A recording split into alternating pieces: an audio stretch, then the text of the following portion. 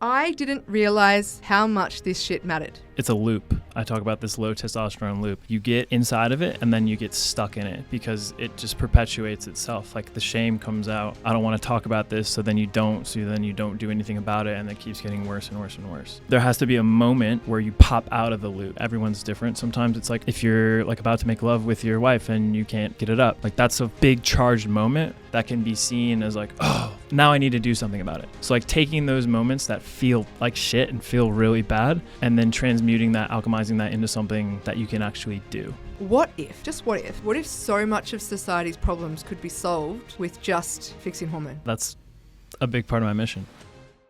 Welcome to the Life by 8 podcast. This one is going to introduce you to some concepts you may not be aware of, and some experiences that you might have had, especially in the morning. So the word for today with who we've got here is going to be testosterone. Testosterone was coined in 1935 and it is derived from a combination of scientific and Latin roots. Specifically, testis, which is Latin for testicle. Yes, we are talking about testicles today. Testicle or witness to manhood.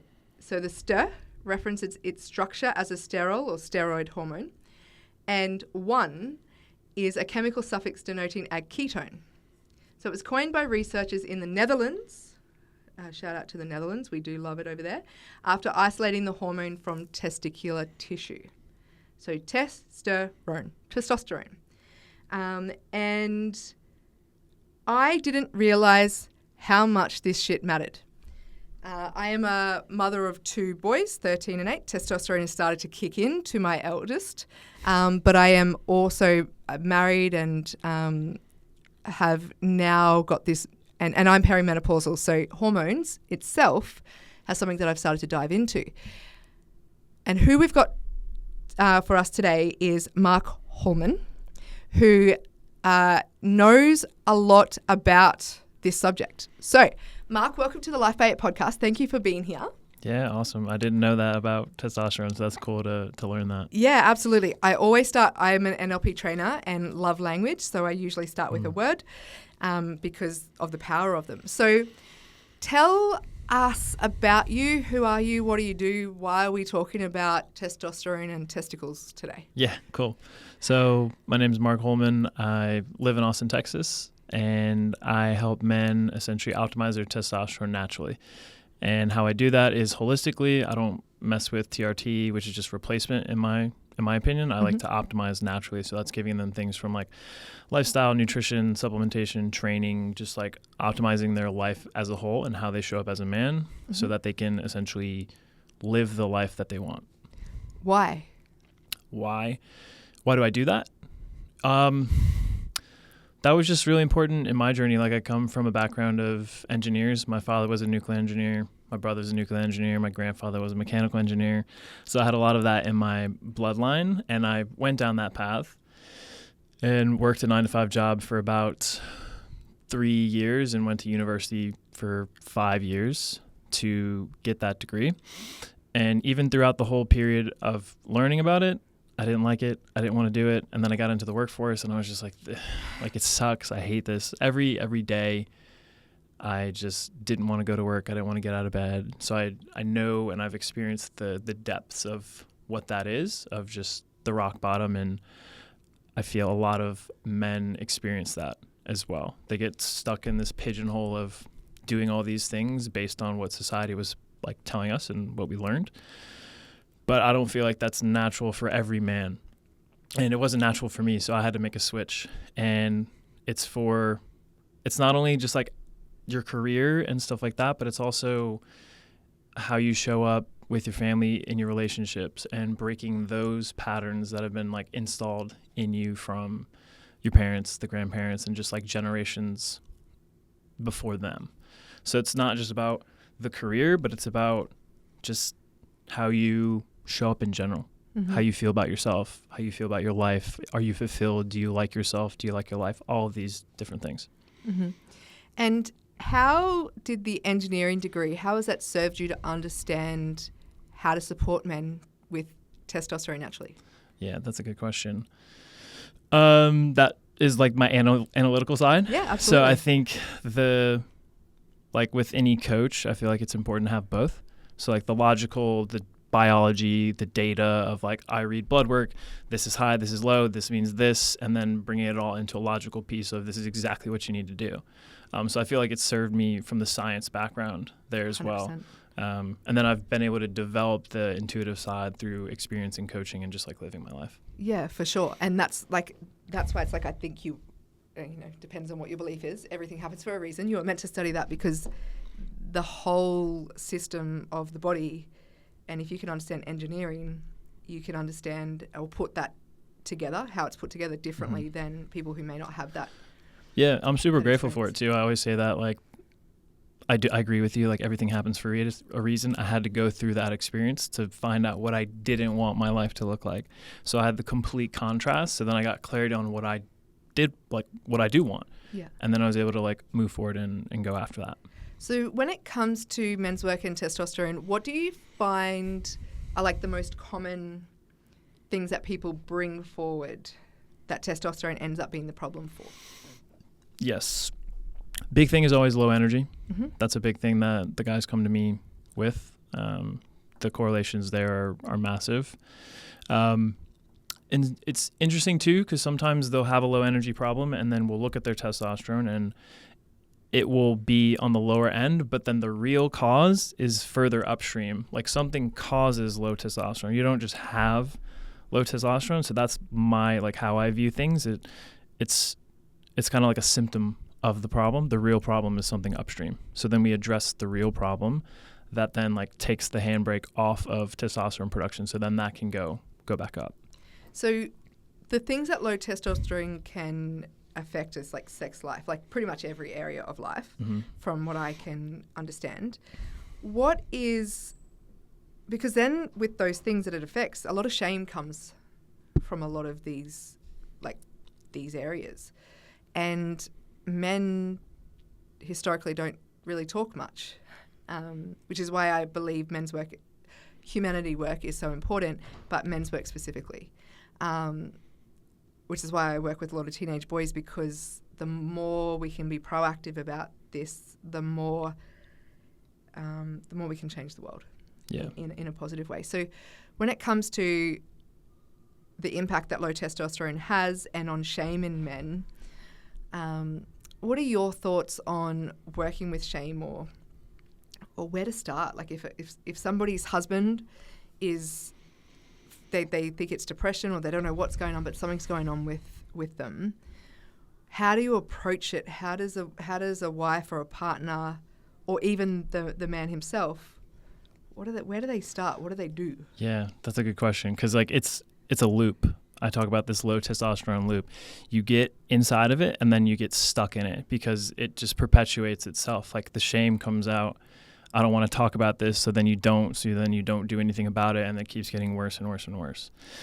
So there has to be a moment where you pop out of the loop. And that's a moment I'm a big fan of, just like creating massive awareness of everything in your life, whatever patterns that you're repeating, having a moment where you can just catch yourself. At least once in coaching and talking with other people is really important. Where I was going to go, I think for men like that, is I would hope we all have at least one person that we can go to and we can talk to. Because like the thing with shame, it doesn't exist if we bring it to light. It's a very darkness oriented thing. So if it stays in the dark, if it stays within us and we don't talk about it, it's going to keep you in the loop. So there needs to be a moment, and however you get there, everyone's different. Sometimes it's like a rock bottom. You have an experience like if you're like about to make love with your wife and you can't get it up. Like that's a big charged moment that can be seen as like, oh, like now I need to do something about it. So like taking those moments that feel like shit and feel really bad and then transmuting that, alchemizing that into something that you can actually do. And I think for men, brotherhood is really important here, to be able to, because like if you're experiencing these problems, you're not going to want to talk to the person who's directly involved with it, like your romantic partner.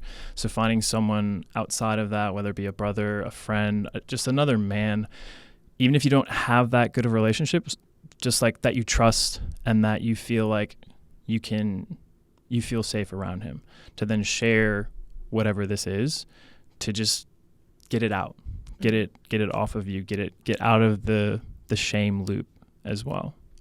So I know that the low testosterone, the behaviors and things that can show up in life are heavily linked to the nervous system. So what are some things that if a male is dysregulated and has low testosterone, what type of behaviors could be causing that? Yeah, so he's going to be the prisoner archetype. He's like just down in the dumps. He's depressed. He's not going to be doing much to get out of the loop. And like we see things like watching porn, and that is just a whole nother loop that continues to spiral you even lower from a nervous system standpoint. Why does porn have that impact? Yeah, so there's a lot of, from like a biology standpoint, when you watch porn, it's just like a massive, massive spike in dopamine. It's almost like I've seen things that compare it to like stronger than meth in terms of addiction as well. So it's just this like super physiological response of dopamine. Mm-hmm. And then that's coupled with an ejaculation, which is then massively dumping dopamine. So you go massively up and you go massively down. And then it also spikes something called prolactin, which essentially, after a mammal or an animal ejaculates, that's like the like, we just want to lay down and go to sleep, like lacking motivation. So all these hormones and chemicals in our body are getting thrown out, and then that creates the physiological response and the felt response of like low motivation, low drive. Dopamine and testosterone are heavily correlated. So if we're like massively spiking and then dumping dopamine, that's going to create more of a low testosterone environment. And then specifically with porn, this stuff is a lot less dramatic with another romantic partner, with like a real human being there, because of oxytocin. That tempers the dopamine, that tempers the prolactin spike, which is normal. Mm-hmm. It just like makes everything a little bit more normal, like to baseline, because we're designed for that. We're not designed to have phones and just like pixels and stuff like that. Yeah. So it's this massive like spike and dump of neurotransmitters and stuff like that. Okay. What other behaviors might be low, like that the prisoner archetype might be mm-hmm. playing out? Yeah, we can get into like mental things like anxiety and depression.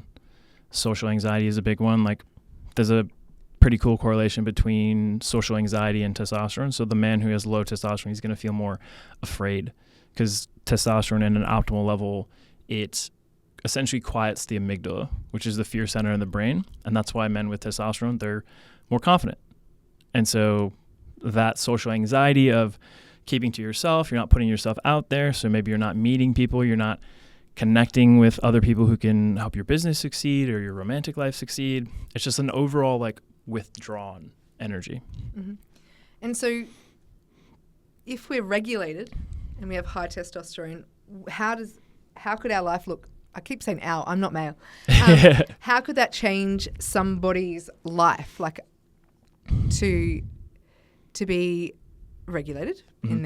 in their life, and that opens up their capacity. But then if their testosterone level is lifted as well, what could they expect to experience? Yeah. So with the high testosterone, I always feel like I talk about getting in the arena. So the prisoner, he's not even in the arena. He's in his bedroom just watching porn, not doing anything. Mm-hmm. The man with higher testosterone, he's in the arena, and therefore when you're in the arena, you have a lot more opportunity, because you're putting yourself into social situations, you're taking risks. We know with business, if you're not taking risks, you're probably not going to have that much success. You're just comfortable. So he's taking more risks, so therefore there's more opportunity for success. He's probably experiencing more fulfillment in his life as well, because he's getting out there. He's connecting with real human beings. He's making deals. He's forming these connections, whether they be personal relationships or business relationships. He's just out in the world. more too. He's getting sunlight. He's eating good food. He's training hard, like doing all these things that I think from a genetic standpoint and just like most men enjoy these things.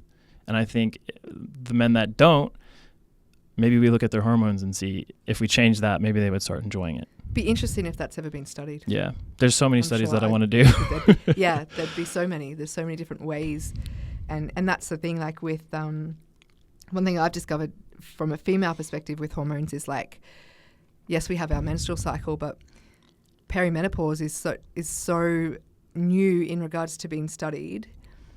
But it's like, I have like super itchy ears like a week of the month, and I didn't know it was a week of the month. I got like my water at my house fully put filters on, everything. I didn't know what it was. What I've learned is it's low estrogen. It happens the week before my period happens when my estrogen drops, and it's actually a key sign of entering into perimenopause because of the hormone levels going out.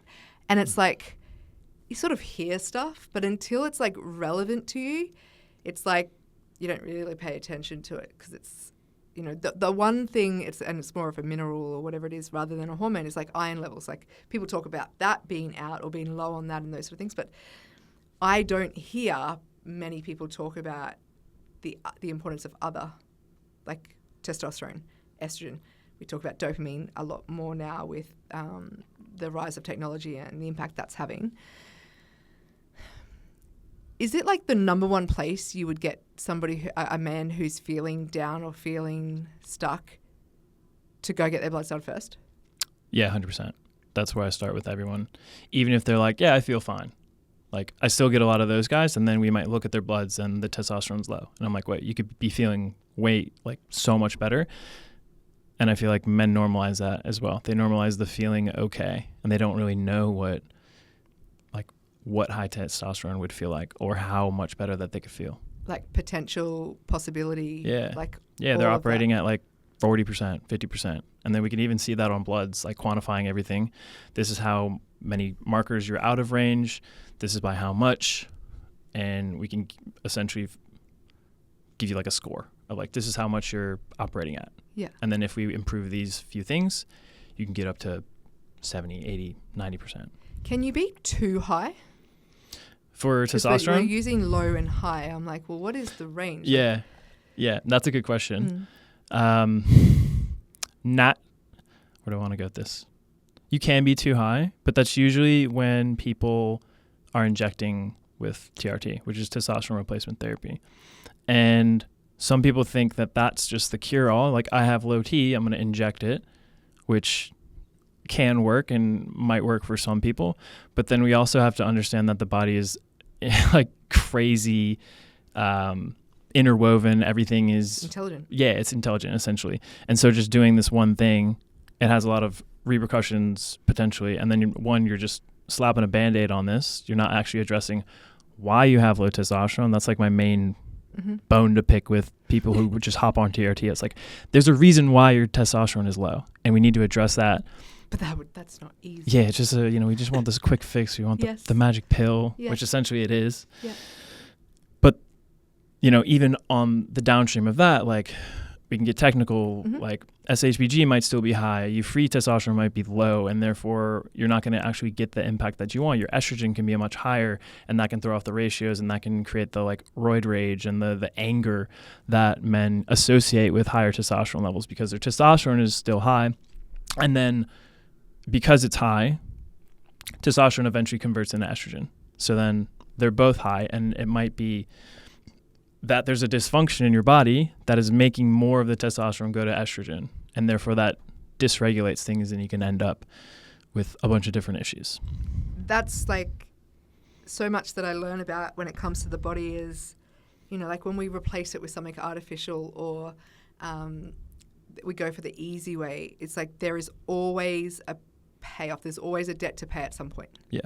And the body's so intelligent that I'm attempting to remember, but I cannot remember exactly what it's about. But it's like if you're replacing one thing, the body goes, oh, I don't have to create that anymore. That's just there. Yeah. So then it stops making it as easily or as much, and then it affects something else. And so, yeah, I find it really fascinating and also overwhelming. which is why I believe a lot of people avoid that side of things or want the quick fix because, one, it's less effort, and we have a natural human tendency to conserve energy. So if it's going to be the easiest way, that people want that. It's also marketed as that way as well. But from somebody who has, gone on different health journeys, never to any big obsessive, like I've never done bodybuilding, I've never done any of those sort of things, but just knowing the difference of what it's like to eat healthy, like feel good from eating healthy consistently over a period of time, rather than just for a week or whatever. It's like you actually notice the difference and how your body changes to different tastes and flavors and things like that. So the body can adapt, but we actually have to put the work in first. Yeah, 100%. Yeah, I don't think there's any like true shortcuts to naturally optimal health and naturally high testosterone. I think I've thought about this too, like the difference, same like number on a blood test, but for me, there's just a lot more that comes with getting testosterone high naturally or where you want it naturally. Because it's the same thing with like the lottery. You win $1 million versus you built a business to earn $1 million. The same number, but the experience to get there is different. And I think the feeling that you can feel from that is different as well. Well, we talk about, I don't talk about it, but people talk about Nepo babies. So people who are born into rich families and they're just given money and the impact that actually has on them negatively because they haven't had to earn anything. So they don't feel worthy, not so much of getting the money, they actually just don't feel. And so it actually impacts a lot of them. So they get those limiting beliefs met in different ways because they've got access to resources because they have monetary ways of doing it.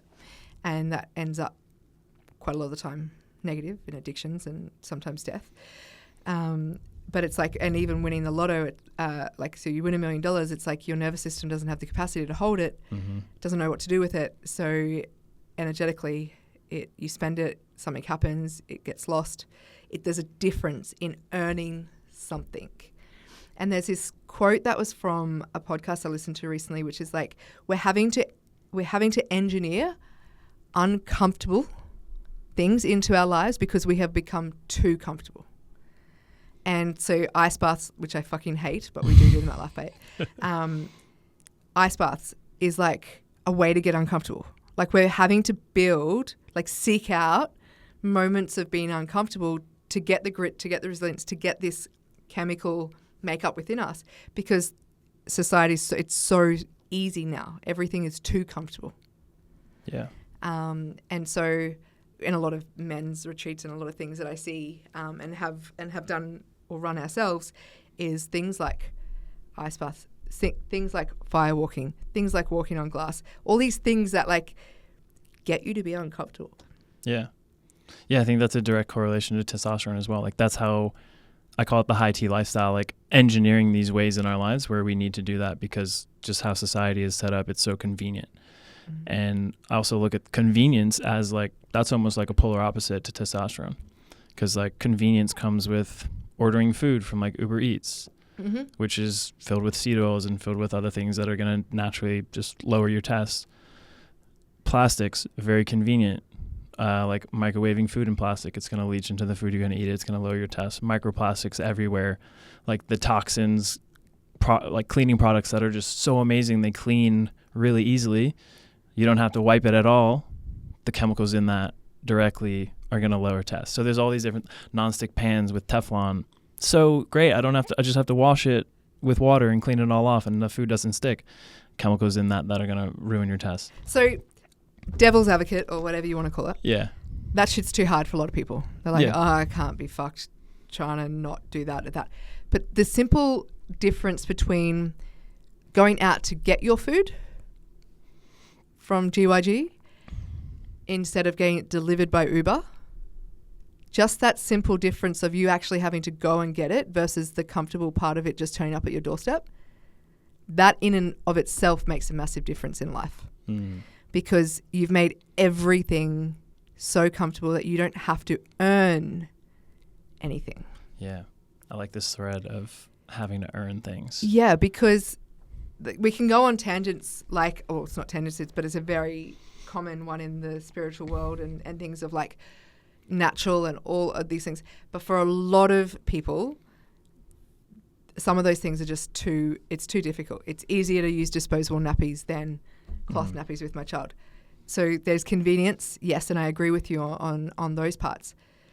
But it's actually the simple, I think, how we go to get the things. Like if we think about humanity and hunters and gatherers and stuff, like we used to go out to get. So you even, it's not about money earning. It's like you would go out and earn the hunt. You would earn the meat. You would earn the thing.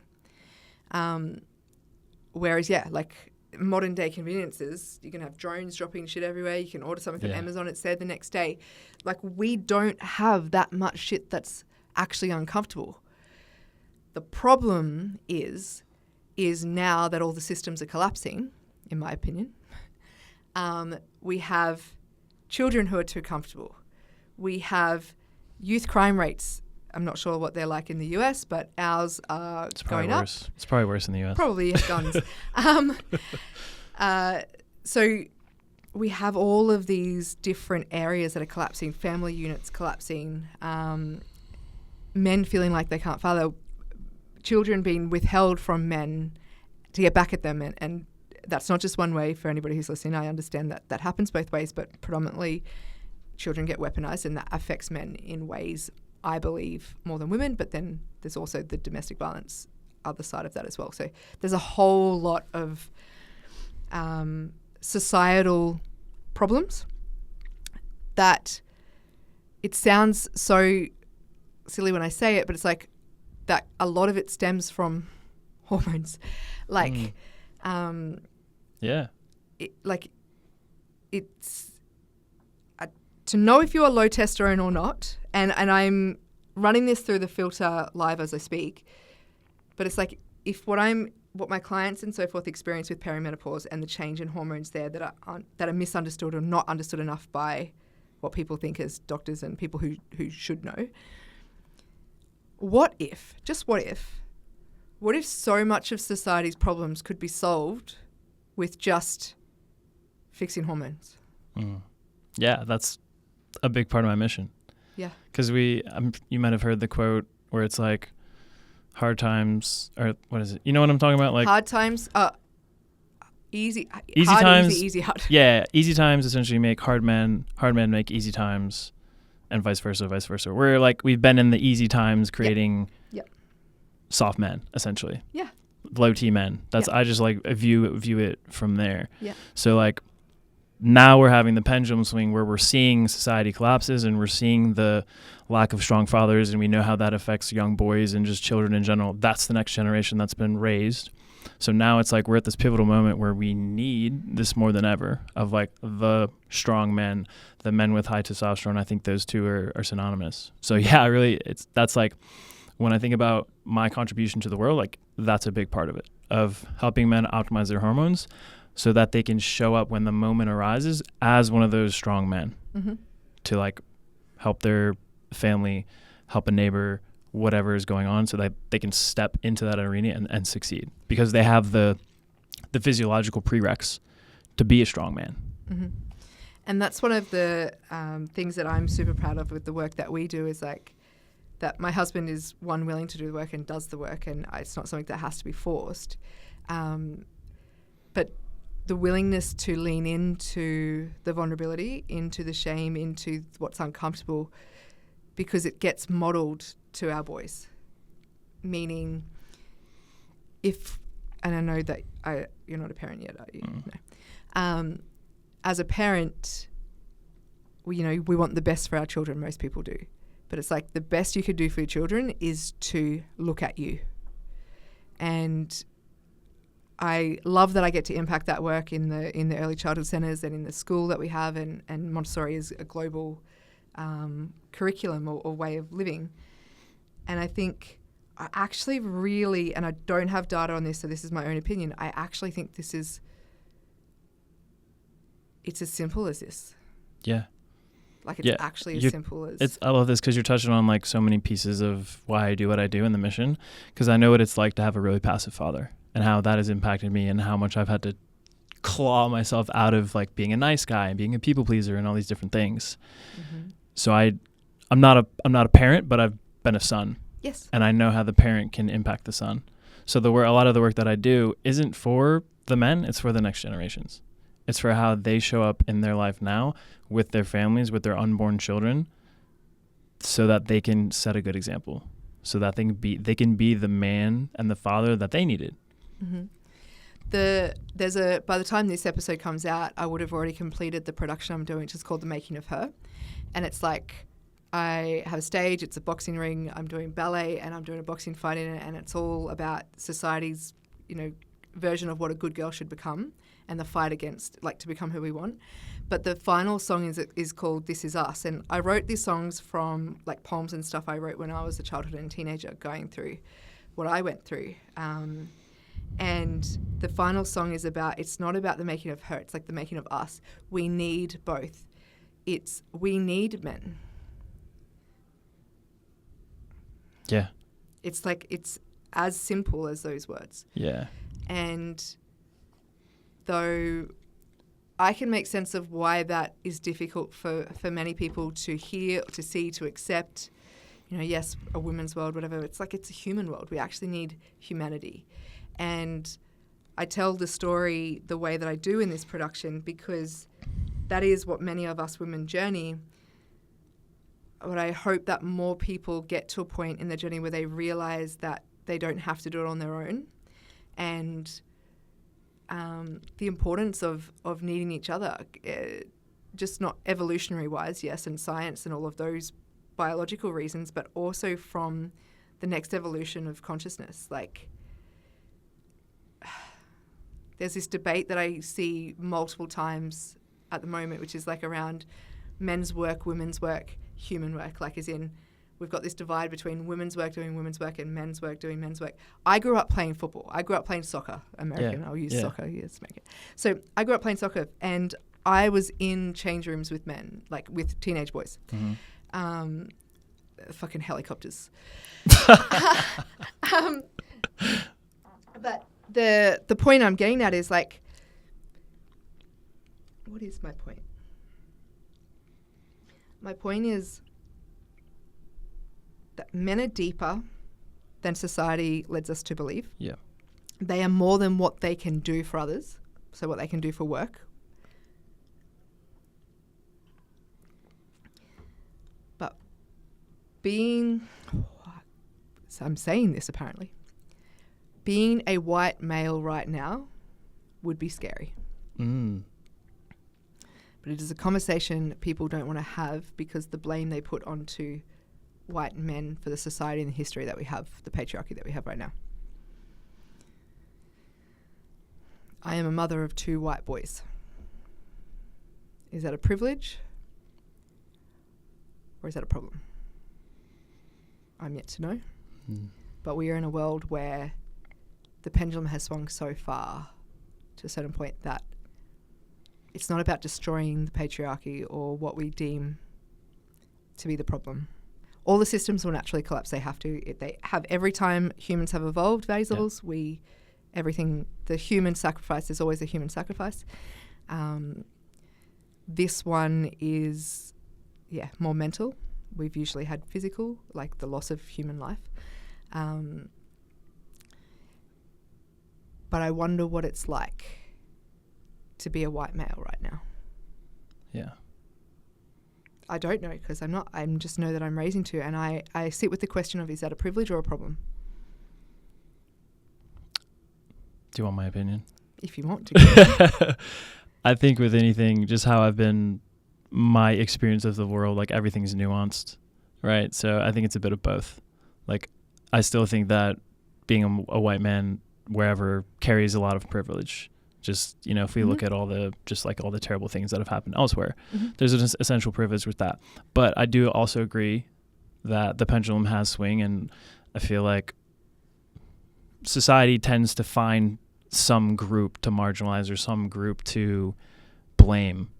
And I think that's a collective thing of a lot of people just afraid to look at themselves, afraid to look in the mirror. Like, I don't want to admit all my faults and all the things that are wrong with me, So I'm going to blame this person out here.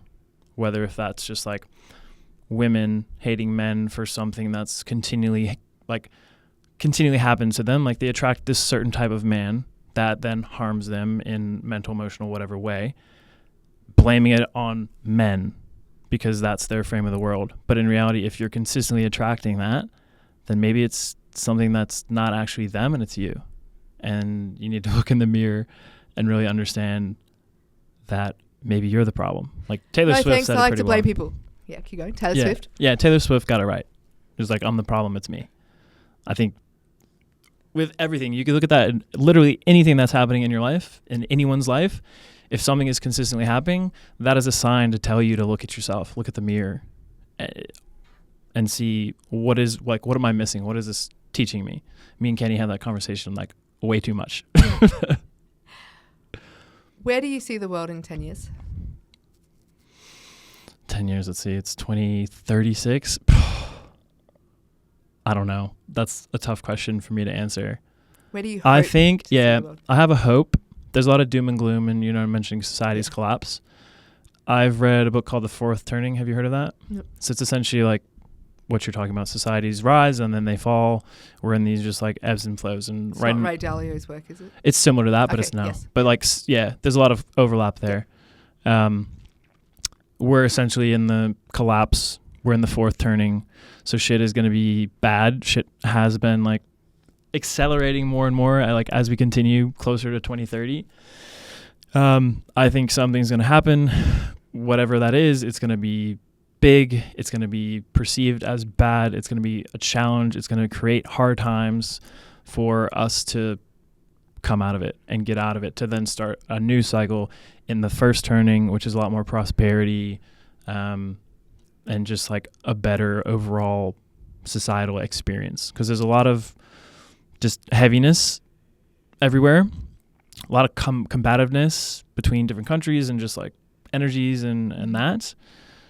I think we go to something that happens and society changes, but then from that, I think it's birthed something new, like the new age or the new world.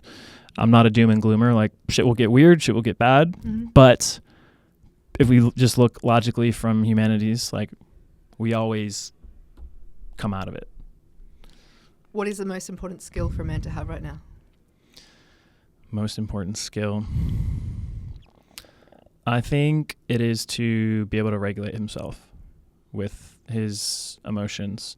I think that's what it gets a lot of men in trouble, where they just react, or they just, the opposite of that is just shut down. That just creates so many problems. That creates disconnection, and that just perpetuates what we're talking about. There's just so much disconnection between men and women, between men and men, between everyone.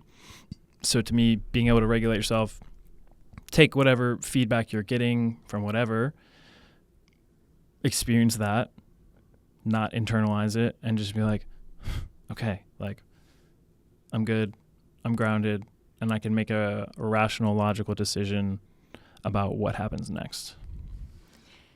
Is there anything that we haven't spoken about that you want to speak about?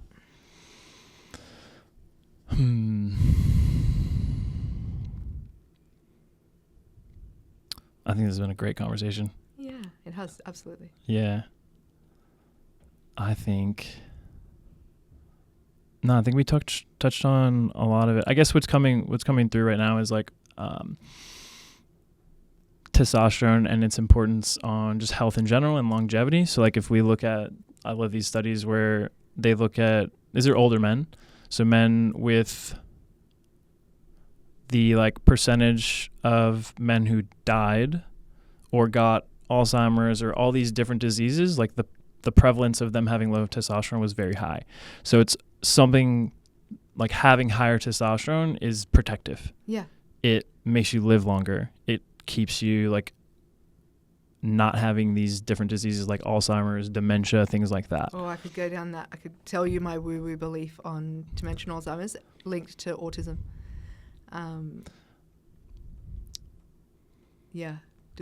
That's different. So the testosterone piece, starting point, if somebody's husband, partner, son is struggling, if you're listening to this and you are the man, like you're the man, and you want to know where to start, we'll link Mark's details below. But that starting point that you sort of spoken about is get your hormone levels tested. Yeah. Get your testosterone tested. Know where that starts, and then you can really go, as you said, upstream to deal with the root cause of the problem.